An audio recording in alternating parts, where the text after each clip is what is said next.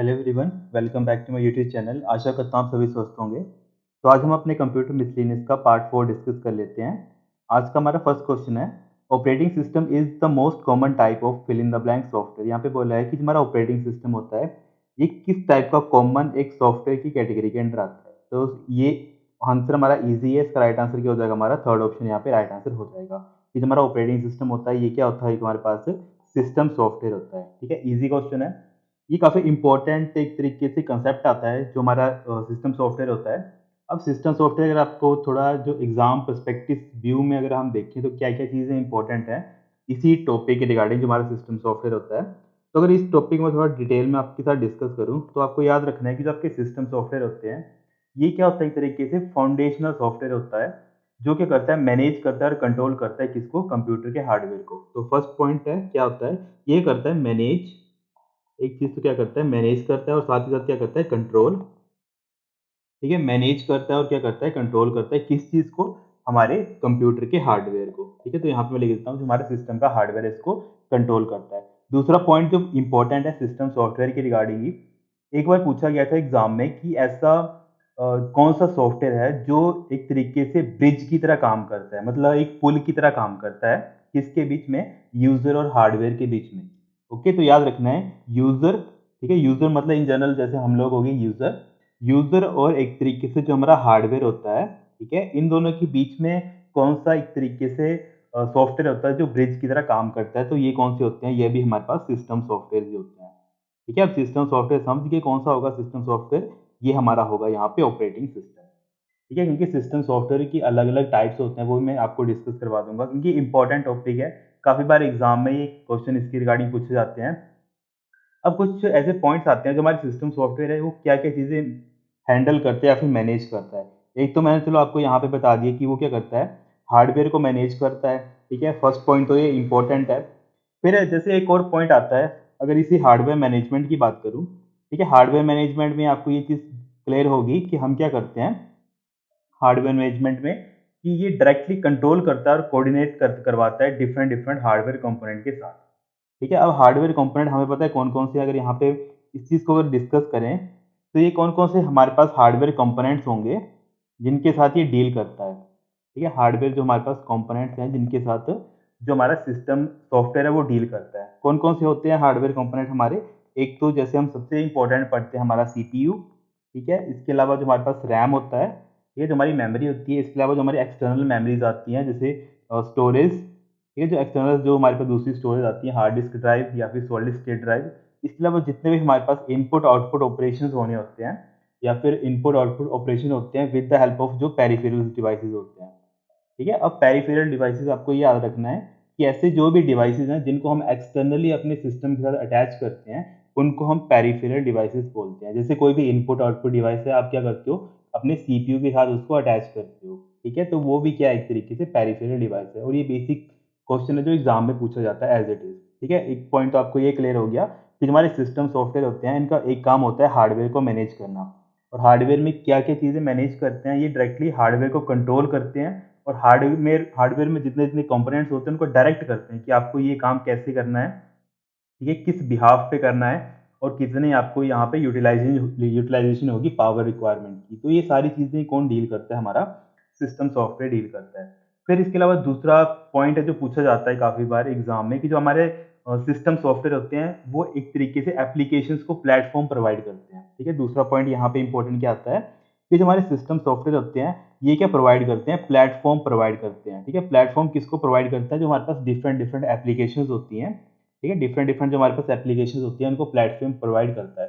जैसे अगर आपको एग्जांपल समझना होगा तो आप सभी के पास जैसे एंड्रॉयड फोन आता है, तो एंड्रॉयड फोन में आपके पास क्या होती हैं, एप्लीकेशन होती हैं जैसे व्हाट्सएप हो गया, फेसबुक हो गया, जीमेल हो गया। ठीक है, तो ये सारे डिफरेंट डिफरेंट के आपके पास एप्लीकेशन है, मतलब आप क्या कर रहे हो, जो एक तरीके से सिस्टम सॉफ्टवेयर है एंड्रॉयड आप यूज कर रहे हो, पर एंड्रॉयड के अंदर आप क्या यूज कर रहे हो, एंड्रॉयड के ऊपर आप डिफरेंट डिफरेंट एप्लीकेशन को यूज कर रहे हो। तो एक चीज यहाँ पे क्लियर होती है, तो जो हमारे सिस्टम सॉफ्टवेयर होते हैं वो क्या करते हैं, एक तरीके से प्लेटफॉर्म प्रोवाइड करते हैं किसको, जो दूसरी हमारी एप्लीकेशंस होती हैं, ताकि जो दूसरी एप्लीकेशन है वो इजीली क्या कर सकें, अपना काम परफॉर्म कर सकें। ठीक है, इसके अलावा एक बार एग्जाम में पूछा गया था कि जो हमारे सिस्टम सॉफ्टवेयर होते हैं ये वेब ब्राउज़र, वर्ड प्रोसेसर और गेम्स को एक तरीके से प्लेटफ़ॉर्म प्रोवाइड करते हैं कि नहीं करते हैं? तो इसका राइट आंसर क्या था कि वो करते हैं, क्योंकि वेब ब्राउज़र हो गया, चाहे वर्ड प्रोसेसर हो गया, वर्ड प्रोसेसर कौन आता है हमारे पास? जैसे एमएस वर्ड आता है। तो ये सारी क्या है? एक तरीके से टाइप ऑफ एप्लीकेशंस ही हैं, ठीक है? इनको भी रन करने के लिए हमें एक सिस्टम सॉफ्टवेयर की रिक्वायरमेंट होती है। तो ये हमारे पास 2 पॉइंट्स इंपॉर्टेंट थे किसके रिगार्डिंग? हमारे सिस्टम सॉफ्टवेयर के रिगार्डिंग। और एक पॉइंट और आता है, इसको भी ऐड ऑन कर लेना है आपने, कि जो हमारे पास सिस्टम सॉफ्टवेयर होते हैं, ये यूज़र इंटरफ़ेस प्रोवाइड करते हैं, ठीक है? अब यूज़र इंटरफ़ेस क्या प्रोवाइड करते हैं? जैसे आप एंड्रॉयड फ़ोन यूज़ करते हो, तो आपको पता है आपको एक आइकन्स दिखते हैं अलग-अलग, ठीक है? अब आइकन फॉर एग्ज़ाम्पल ये आइकन आ गया जी गूगल का और ये आ गया हमारे पास व्हाट्सऐप का। जब आप किसी आइकन पे अपना हाथ टच करते हो या फिर अपनी फिंगर से प्रेस करते हो, तब आपके पास क्या होता है? गूगल की वो एक तरीके से गूगल का इंटरफ़ेस ओपन हो जाता है, ठीक है? इससे आप क्या समझ सकते हैं कि जो हमारे सिस्टम सॉफ्टवेयर होते हैं, वो यूज़र को, जो हम नॉर्मल यूज़र होते हैं, हमें इंटरफ़ेस प्रोवाइड करते हैं, ताकि हम जो हमारा कंप्यूटर होता है या फिर जो हमारा डिवाइस होता है, उससे हम डायरेक्टली एक तरीके से कम्युनिकेट कर पाएँ या फिर इंटरैक्ट कर पाएँ। अब ये भी जो इंटरेक्शन होती है, ये भी 2 तरीके से हो सकती है। एक तो जैसे हमने देखा अभी ग्राफिकल यूज़र इंटरफ़ेस, कि मैं सिंपल यहाँ पे क्लिक कर रहा हूँ, अपने हाथ से फिंगर से फ़ोन पे टच कर रहा हूँ किसी आइकन पे, जिससे कोई ऑपरेशंस परफ़ॉर्म हो रहा है। जैसे मैंने व्हाट्सऐप पे अपना हाथ से टच किया, तो व्हाट्सऐप की एप्लीकेशन ओपन हो जाएगी, ठीक है? और वैसे ही दूसरे कौन से आते हैं हमारे पास? Command line interface. अब कमांड लाइन इंटरफ़ेस में क्या डिफ़रेंस होता है? जैसे फॉर एग्ज़ाम्पल यही चीज़ अगर मुझे कमांड से करनी पड़ती है, जैसे मैं क्या कर रहा हूँ, व्हाट्सऐप की एप्लीकेशन को ओपन करने के लिए क्या कर रहा हूँ, यहाँ पे अपनी फिंगर से प्रेस कर रहा हूँ, जिससे क्या हो रहा है, व्हाट्सऐप की एप्लीकेशन मेरी ओपन हो रही है। पर यही चीज़ अगर कमांड लाइन से मुझे करनी होती तो मुझे एक इंटरफ़ेस दिया होता। अब इस इंटरफ़ेस में मैं कमांड लिखता यहाँ पे, ठीक है? अगर ऐसे समझाने के लिए नॉर्मली आपको लिख रहा हूँ कि ओपन व्हाट्सऐप, ठीक है? अब ये सिंपल कोई कमांड नहीं है, पर आपको बस समझाने के लिए बता रहा हूँ कि जो भी आप लिख रहे हो, एक तरीके से आप टेक्स्ट बेस पे आप लिख रहे हो। मतलब मैंने लिखा ओपन और स्पेस देके लिख दिया व्हाट्सएप। तो जैसे मैं यहाँ पे एंटर प्रेस करूँगा, तो इससे क्या होगा, मेरा व्हाट्सएप ओपन हो जाएगा। तो ये डिफरेंस होता है हमारे पास ग्राफिकल यूज़र इंटरफेस और जो हमारे कमांड लाइन इंटरफेस होता है। इन दोनों में ये क्या होता है, मेजर एक डिफरेंस होता है। ठीक है? तो ये फैसिलिटी भी हमें कौन प्रोवाइड करता है इंटरेक्शन करवाने की? ये भी हमें हमारे कौन प्रोवाइड करता है? हमारे सिस्टम सॉफ्टवेयर प्रोवाइड करता है। ठीक है? तो ये हमारे पास कुछ इंपॉर्टेंट चीज़ें थी जो सिस्टम सॉफ्टवेयर के रिगार्डिंग जो पूछी जाती है एग्ज़ाम में। अब जो सबसे इम्पोर्टेंट पॉइंट है, इसको मैं रेड पेंसिल से लिख देता हूँ कि जो हमारे पास टाइप्स होते हैं, ठीक है? अब डिफरेंट डिफरेंट, क्योंकि मैंने ये तो समझा दिया आपको सिस्टम सॉफ्टवेयर काम क्या करते हैं।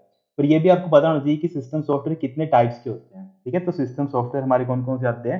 एक तो जैसे अभी हमने देख लिया ऑपरेटिंग सिस्टम, ठीक है? तो यहाँ पे जैसे एग्ज़ाम क्वेश्चन में पूछा गया था, operating system is the most common type of, तो ये भी क्या एक तरीके से हमारा operating system is a type of system software. तो ऑपरेटिंग सिस्टम में पता है क्या काम करता है? क्वेश्चन पूछा जाता है, ईज़ी क्वेश्चन है। क्वेश्चन पूछा जाता है fill in the blank manage, ठीक है? मतलब fill in the blank manage all hardware and software resources, ठीक है?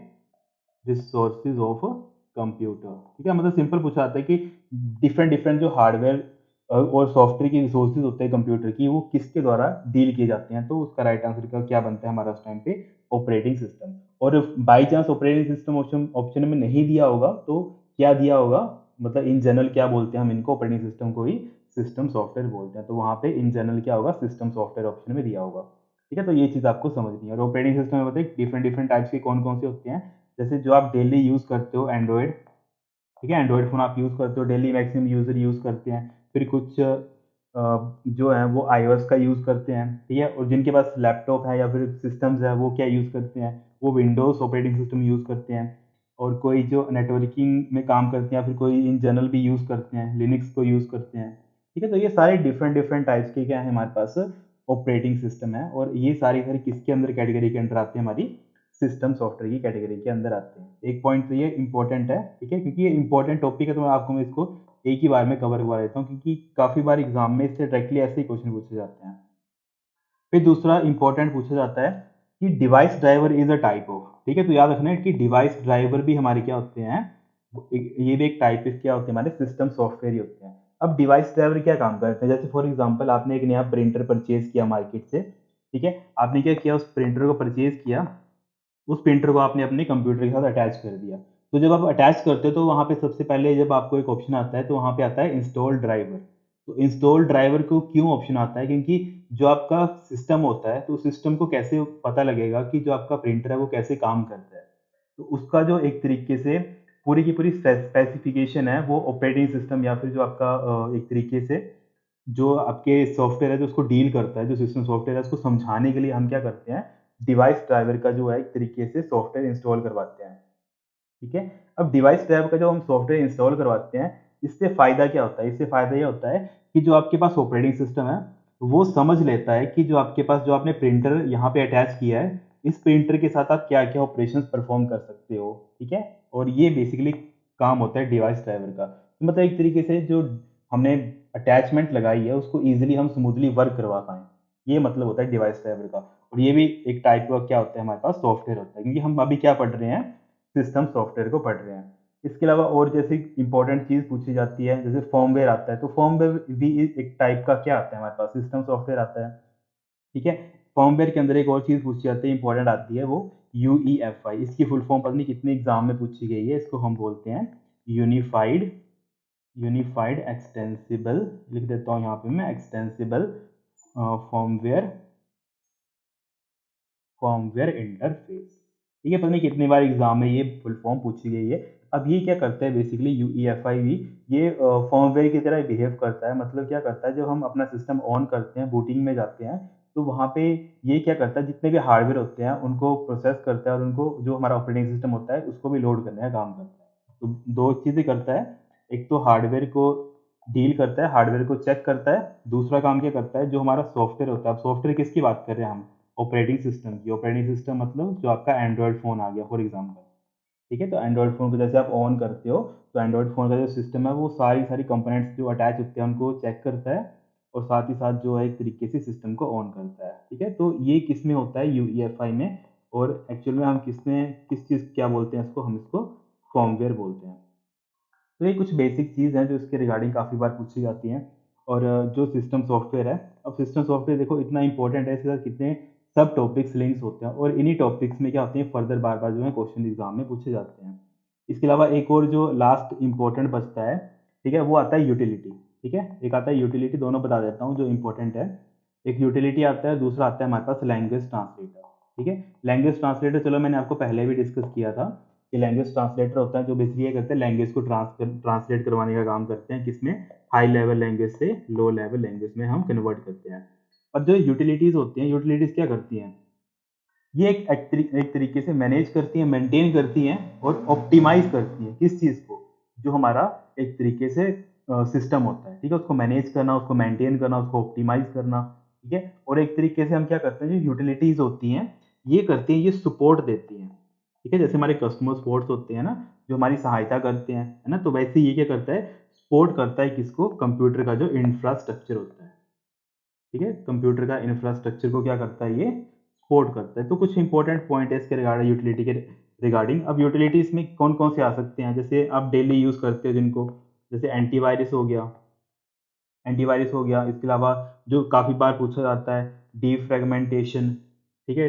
डीफ्रैगमेंटेशन काफ़ी बार एग्जाम में पूछा गया है। इसके अलावा और पूछा जाता है, जैसे जो हमारे पास बैकअप के जो सॉफ्टवेयर होते हैं, ठीक है? जो बैकअप के कुछ हमारे पास सॉफ्टवेयर होते हैं, तो ये डिफरेंट डिफरेंट किसके एग्जाम्पल है? सारे यूटिलिटी के हैं। और यूटिलिटी भी इज अ टाइप ऑफ क्या है? System software. ठीक है, तो ये हमारे पास कुछ जो इंपॉर्टेंट चीज़ थी सिस्टम सॉफ्टवेयर रिगार्डिंग, वो मैंने यहाँ पे डिस्कस कर दी। और ये जितने भी पॉइंट्स हैं ना, वो सारे एग्जाम रेलिवेंट हैं और यहाँ से एग्जाम में बहुत क्वेश्चन पूछे जाते हैं, तो आपको हो सके तो इनको नोट कर लेना कॉपी में। फिर नेक्स्ट क्वेश्चन है अर्थमेटिक लॉजिकल यूनिट, जिसको हम शॉर्ट में एएलयू बोलते हैं। तो यहाँ पे चार ऑप्शन दिए हैं, तो आपको बताना है कि एएलयू क्या, इनमें से कौन सा करेक्ट है। तो फर्स्ट लिखा है परफॉर्म अर्थमेटिक ऑपरेशन, ठीक है? एएलयू का तो काम यही है। Second, store data. थर्ड लिखा है परफॉर्म कंपैरिजन। और फोर्थ लिखा है कम्युनिकेट विद इनपुट डिवाइसेस। ठीक है, तो देखो अर्थमेटिक लॉजिक यूनिट हमारा क्या काम करता है। फर्स्ट तो यहाँ पे ऑप्शन मैंने क्या बोला, ये यहाँ पे बिल्कुल करेक्ट आंसर हो गया। और स्टोर डाटा को, स्टोर एएलयू कभी भी डाटा को स्टोर नहीं करता है, ठीक है? पर ये क्या करता है, कंपैरिजन भी मतलब परफॉर्म करता है। तो यहाँ पे क्योंकि इसका नाम ही क्या होता है, अरिथमेटिक एंड लॉजिक यूनिट, मतलब जितने भी हमारे पास अरिथमेटिक ऑपरेशन होते हैं, चाहे वो प्लस होता है, चाहे वो माइनस होता है, चाहे वो मल्टीप्लाई होता है, चाहे वो डिवाइड होता है, ये सारे भी परफॉर्म करता है। और साथ ही साथ जितने भी लॉजिकल ऑपरेशन होते हैं, जैसे लेस देन हो गया, ग्रेटर देन हो गया, इक्वल टू हो गया, नॉट इक्वल टू हो गया, तो ये सारी कंपैरिजन जो डिफरेंट डिफरेंट लॉजिक्स हम यूज करते हैं जब हम प्रोग्रामिंग करते हैं, उस टाइम पे ये सारे सारे ऑपरेशंस होते हैं, वो हम कौन से यूनिट के साथ डील करते हैं, हम अर्थमेटिक लॉजिक यूनिट के साथ डील करते हैं। तो अकॉर्डिंग टू हमारा ऑप्शंस कौन से देंगे, फर्स्ट एंड थर्ड हमारा राइट आंसर हो जाएंगे। ठीक है, तो यहाँ पे हाँ, यहाँ पे हमारा कौन सा बन जाएगा, डी हमारा यहाँ पे राइट आंसर बन जाएगा। ठीक है, अब समझ आ गया अर्थमेटिक लॉजिक यूनिट क्या काम करता है। बेसिकली ये जितने भी अरिथमेटिक और लॉजिकल ऑपरेशन होते हैं ना, उनके साथ डील करता है ये। फिर हमारे पास नेक्स्ट क्वेश्चन आ गया, रैम चिप्स। जो हमारे पास रैंडम एक्सेस मेमोरी होती है, ठीक है, जो इसकी चिप्स होती हैं, ये क्या काम करती हैं, ये हमें अलाउ करती है computer to store data electronically. ठीक है, तो यहाँ पे क्या होगा आपके पास, फर्स्ट ही क्या हो जाएगा, राइट आंसर हो जाएगा। ठीक है, इसके अलावा मैंने आपको एक चीज़ और बताई थी कि रैम हमारी क्या होती है, हमारे पास एक तरीके से वोलेटाइल मेमोरी होती है।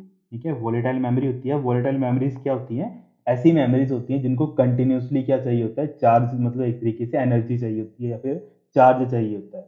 ठीक है, अगर बाई चांस जैसे होता है ना कि एक बार आप सिस्टम पे काम कर रहे होते हैं और आपने किसी फाइल में कुछ डाटा एंटर किया और आपने क्या किया, उसको सेव नहीं किया और एकदम से लाइट चली गई, तो जो भी आपने डाटा यूज़ किया होगा या फिर जो भी डाटा आपने टाइप किया होगा वो सारा सारा इरेज हो जाएगा। ठीक है, तो वो क्यों होता है, क्योंकि जो आपकी रैम होती है वो वोलेटाइल मेमोरी होती है। और याद रखना, जितना भी हमारे पास एक बार क्वेश्चन पूछा गया था, working area of a system, कि जो आपके पास वर्किंग एरिया होता है किसी भी कंप्यूटर सिस्टम का, वो कौन सी मेमोरी होती है, तो वो हमारी आपके पास रैम होती है। और कई बार रैम नहीं ऑप्शन में दिया होता है तो वहाँ पे लिखा होता है मेन मेमोरी। ठीक है, तो ये कुछ इंपॉर्टेंट पॉइंट्स हैं जो काफ़ी बार एग्जाम में पूछे जाते हैं। फिर हमारे पास नेक्स्ट क्वेश्चन आ गया, super computer are mainly useful for. जो आपके सुपर कंप्यूटर होते हैं वो बेसिकली हम क्यों यूज़ करते हैं। देखो, सुपर कंप्यूटर का सिंपल लॉजिक ये होता है कि ऐसा ऑपरेशन जो आपको फास्टली और एक्यूरेटली परफॉर्म करना है। बस ये लॉजिक याद रखना है आपको, कि ऐसे कंप्यूटर, सुपर कंप्यूटर वो होते हैं जो फास्टेस्ट एग्जीक्यूट हों और साथ ही साथ क्या करें, जो उनका रिजल्ट आए वो भी एक्यूरेट आए। ठीक है, तो इसमें क्या होगा, फर्स्ट यहाँ पे राइट आंसर हो जाएगा। कैसे कंप्यूटर होते हैं जो मैथमेटिकली इंटेंसिव साइंटिफिक एप्लीकेशंस के लिए हम मेनली यूज़ करते हैं, क्योंकि जो भी मैथमेटिकली और साइंटिफिक एप्लीकेशंस होती हैं इनमें एक्यूरेसी और जो टाइम बाउंड होता है ना वो बड़ा मेजर करता है। ठीक है, तो यहाँ पे इसके अकॉर्डिंग क्या होगा, फर्स्ट आपका राइट आंसर हो जाएगा। ठीक है, बाकी data retrieval operation, input output, intensive processing, ठीक है, तो ये तो वैसे भी नहीं होते हैं, तो यहाँ पे क्या होगा, फर्स्ट हमारा राइट आंसर हो जाएगा। अब आपके लिए क्वेश्चन है, कल हमने डिस्कस किया था, who is the father of super computer. ठीक है, फादर ऑफ हमारे सुपर कंप्यूटर कौन है, हमने कल डिस्कस किया था, तो आपने मुझे नीचे कमेंट करके इसको बताना है। फिर हमारे पास नेक्स्ट क्वेश्चन आ गया था, ऑपरेटिंग सिस्टम मैनेज। अभी यहाँ पे मैंने ये चीज़ आपके साथ डिस्कस कर ली। ठीक है, ये भी आपके लिए होमवर्क है कि ऑपरेटिंग सिस्टम क्या मैनेज करता है। ठीक है, ये आपने मुझे नीचे कमेंट करके बताना है। फिर नेक्स्ट क्वेश्चन आ गया हमारे पास, which memory is non volatile and may be written only once. ठीक है, मतलब ऐसा बोले कि ऐसी कौन सी मेमोरी होती है जो नॉन वोलेटाइल होती है और उसको हम सिर्फ एक बार मतलब लिख लिख सकते हैं, उसमें मल्टीपल बार नहीं लिख सकते हैं। तो ये कौन सी मेमोरी होती है हमारे पास, पी रोम, ये इस टाइप की मेमोरी होती है। ठीक है, तो यहाँ पे अब यहाँ पे एक कंसेप्ट देखो, यहाँ पे एक और आ गया, क्या कंसेप्ट आ गया, टाइप ऑफ रोम। अगर हम रोम की बात करें तो रोम को हम कैसे पढ़ते हैं, हम रोम को फर्दर क्लासीफाई करते हैं। एक तो हमारी आती है पी रोम। ठीक है, एक हमारी पी रोम आती है, इंपॉर्टेंट जो एग्जाम में काफी बार पूछी जाती है। एक आती है ईपी रोम और एक आती है हमारे पास डबल ई पी रोम। ठीक है, इसके अलावा भी दो तीन और क्लासिफिकेशन होती है, पर सबसे ज्यादा जो एग्जाम में पूछी जाती है वो यही तीनों पूछी जाती है। अब इनमें क्या पूछा जाता है, अब देखो यहाँ पे क्वेश्चन था कि ऐसी जो रोम है जिनको आप एक बार ही लिख सकते हो, एक पॉइंट तो कॉमन रहेगा, ये क्या होगा, type of non volatile memory. ठीक है, ये टाइप ऑफ क्या होगा, नॉन वोलेटाइल मेमोरी होगा, मतलब जो एक बार डाटा लिखा हुआ वो परमानेंटली स्टोर रहेगा। वो जो हमारी पी रोम होती है, अगर आपने इसमें एक बार डाटा लिख दिया, इसको हम बोलते हैं राइट वंस, ठीक है, रीड मैनी। आप सिर्फ इसको एक बार लिख सकते हैं इसमें और जितनी मर्जी चाहे बार रीड कर सकते हैं। ठीक है, अब राइट का मतलब क्या है कि मान लेते हैं आपके पास ये रोम थी, अब यहाँ पे इस रोम में कुछ भी नहीं है, पर इसमें मैंने क्या कर दिया, राइट कर दिया, मतलब बाहर से मैंने कोई चीज़ इसके अंदर कुछ एंटर कर दी। ठीक है, इसके अंदर कुछ डाटा चला गया। अब जो हमारे पास मान लेते हैं कि ये टाइप ऑफ क्या है हमारे पास, पी रोम टाइप है हमारे पास। अब इसमें क्या होगा, फॉर एग्जाम्पल कल को मुझे अपना सॉफ्टवेयर अपडेट करना पड़ गया, तो मैं चाहता हूँ कि मेरा रोम भी अपडेट हो जाए, तो अगर ये टाइप ऑफ पी रोम होगा तो ये अपडेट नहीं होगा। ठीक है, मतलब जो इसके अंदर डाटा एक बार मैं लिख दिया वो इरेज नहीं हो सकता, तभी इसको हम क्या बोलते हैं कि ये राइट वंस रीड मैनी। मतलब आप इसके इसके अंदर एक बार लिख लिख लो और जितनी मर्जी चाहे इस डाटा को रीड करते रहो, पर इस डाटा को अगर आप ओवर करना चाहते हो तो वो आप नहीं कर सकते। ठीक है, तो इसी कमी को किसने दूर किया था, हमारी जो हमारी सेकंड मेमोरी है वो क्या है हमारे पास, ईपी रोम। ठीक है, इसको हम बोलते हैं electrically programmable read only memory. ठीक है, अब इसमें इसमें क्या चीज़ हमने यूज़ करी, इसमें हमने एक एक तरीके से एक डिवाइस यूज़ किया। उसने क्या किया, इलेक्ट्रिकल एनर्जी को लाइट एनर्जी के थ्रू क्या किया, एक तरीके से लाइट एनर्जी में कन्वर्ट किया। और वो लाइट एनर्जी किस टाइप की थी, यूवी रेज़ थे वो। ठीक है? अब यूवी रेज़ वही होता है जो हमें डायरेक्टली सन से मिलते हैं, जो हमारे सूर्य होता है वहाँ से मिलते हैं। तो ये हमारी एक टाइप की रोम थी। अब यही एग्ज़ाम्पल हम दोबारा से ले लेते हैं। एक मेरे पास कुछ डाटा था, एक रोम थी। अब ये रोम किस टाइप की आएगी हमारे पास, ईपीरोम आ गया। अब इसके अंदर मैंने कुछ डाटा एंटर कर दिया। ठीक है? इसके अंदर मैंने कुछ डाटा एंटर कर दिया, पर नेक्स्ट टाइम मुझे अपडेट करना पड़ा। तो अपडेट करने से पहले मुझे क्या करना पड़ेगा, इसमें मैंने एक खासियत डाल दी कि मैं यूवी रेज़ का यूज़ करूँगा, जिससे ये पुराना डाटा क्या हो जाएगा, डिलीट हो जाएगा यहाँ पे। तो जैसे मैंने यूवी रेज़ यूज़ की, तो जो यहाँ पे पुराना डाटा था वो क्या हो गया, यहाँ पे डिलीट हो गया। ठीक है? पुराना डाटा जैसे डिलीट हो गया, अब मैं यहाँ पे क्या कर सकता हूँ, कोई नया डाटा है उसको यहाँ पे एंटर कर सकता हूँ। ठीक है? अब ईपीरोम में किसका यूज़ आपने किया, यूवी लाइट का यूज़ किया। ये काफ़ी बार एग्ज़ाम में पूछा जाता है कि जो आपके पास ईपीरोम होता है, इसमें आप किसका किसका यूज़ करते हो, आप यूवी रेज़ का यूज़ करते हो किस चीज़ को, डाटा को डिलीट करने को। ठीक है? जो डाटा पहले से एंटर था उसको रिमूव करने के लिए आप किसका यूज़ करते हो, यूवी रेज़ का यूज़ करते हो। और वैसे ही हमारा जो डबल ई रोम है, ये भी एज इट इज़ वैसे ही वर्क करता है। पर इसमें इसकी फंक्शनैलिटी क्या होती है, जैसे यहाँ पे हमें इसको लाइट एनर्जी में कन्वर्ट कर रहे हैं, फिर बाद में डाटा को डिलीट करते हैं। पर जो हमारे पास ई रोम होता है, इसमें हम इलेक्ट्रिसिटी का ही यूज़ करते हैं, जिसके इसके हेल्प से जो भी रोम के अंदर जो भी कंटेंट होता है या फिर कोई भी डाटा होता है, उसको हम डिलीट कर सकते हैं। ठीक है? तो ये हमारे पास कुछ डिफरेंस होता है इनके बीच, और ये काफ़ी इंपॉर्टेंट है। फिर हमारे पास नेक्स्ट क्वेश्चन है, the memory which is programmed at a time. ठीक है? अब जो प्रोग्राम होगी है at a time of manufactured. ठीक है? अब यहाँ पे मैन्युफैक्चरिंग के टाइम पे जो एक मेमोरी होती है जो प्रोग्राम की जाती है, वो कौन सी मेमोरी होती है हमारे पास, रोम होती है वो भी। ठीक है? जो मैन्युफैक्चरर होते हैं वो क्या करते हैं, रोम को प्रोग्राम कर देते हैं, क्योंकि रोम के अंदर क्या पड़ा होता है, रोम के अंदर एक प्रोग्राम हमने पढ़ा, कौन सा होता है, रोम के अंदर फर्मवेयर पड़ा होता है। और फर्मवेयर के अंदर क्या होता है हमारे पास, जो हमारा ऑपरेटिंग सिस्टम होता है, ऑपरेटिंग सिस्टम की हमारी जो फर्स्ट या फिर स्टार्टिंग इंस्ट्रक्शंस। ठीक है? स्टार्टिंग क्या होती है, इंस्ट्रक्शंस पड़ी होती हैं। अब ये ऑपरेटिंग सिस्टम की स्टार्टिंग इंस्ट्रक्शन क्यों पड़ी होती हैं, क्योंकि जब हम सिस्टम ऑन करते हैं तो हमें ये पता होना चाहिए कि हमें जो ऑपरेटिंग सिस्टम को लेकर आना है मेमोरी से, वो हमें कहाँ से लेकर आना है। ठीक है? और रोम भी क्या एक तरीके से परमानेंट मेमोरी है, तभी हम ऑपरेटिंग सिस्टम की स्टार्टिंग इंस्ट्रक्शन कहाँ रखते हैं, सेव करके हमारे रोम के अंदर, ताकि वो कभी डिलीट ना हो। ठीक है? समझ आ गया ना यहाँ तक? तो ये अभी जितने भी हमने टॉपिक्स पढ़े हैं वो सारे इंपॉर्टेंट हैं। जो भी हमने आज टॉपिक डिस्कस किए, वो जो एग्ज़ाम रेलेवेंट कंटेंट था वो सारा आपको क्या करना है, कॉपी पे नोट करना है उसको। ठीक है? इसके अलावा कुछ भी डाउट आता है वो मुझे नीचे कमेंट कर दिया करो। ठीक है students, thank you so much, have a great day. इसके अलावा कुछ भी होता है डाउट वगैरह ना, मुझे नीचे कमेंट कर दिया करो आप।